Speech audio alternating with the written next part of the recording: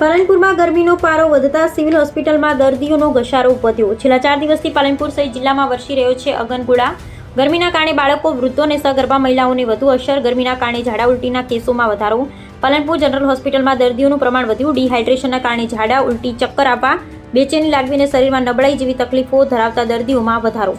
Palanpur civil હોસ્પિટલમાં routine દિવસોની સરખામણી હાલ ગરમીનું પ્રમાણ વધતા દર્દીઓમાં નોંધપાત્ર વધારો। ગરમીથી બચવા માટે પૂરતું પાણી પીવું, બપોરના તડકામાં બહાર ન નીકળવું, હળવો આહાર લેવો અને માથું ઢાંકી રાખવું જેવી તબીબોની સલાહ। નમસ્કાર।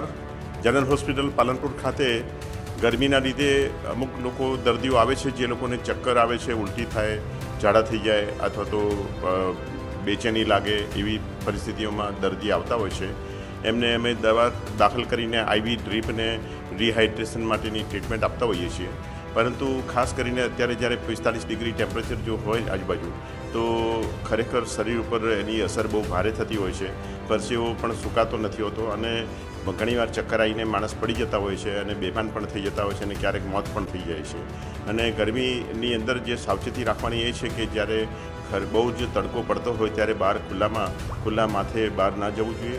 અને સાથે સાથે જો તમે બહાર જો જવું જ પડે તો ખરેખર પાણી વધારે પીવું એ વધારે જરૂરી છે।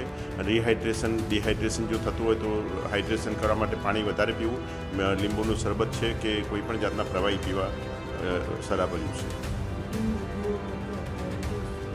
રૂટીન કરતાં દર્દીઓ કરતાં અત્યારે જે ચક્કર આવવું, પડી જવું અથવા તો બેચેની થવી, ઝાડા થઈ જવા, ઉલટી થઈ જવી એવા બધા દર્દીઓ આવતા હોય છે।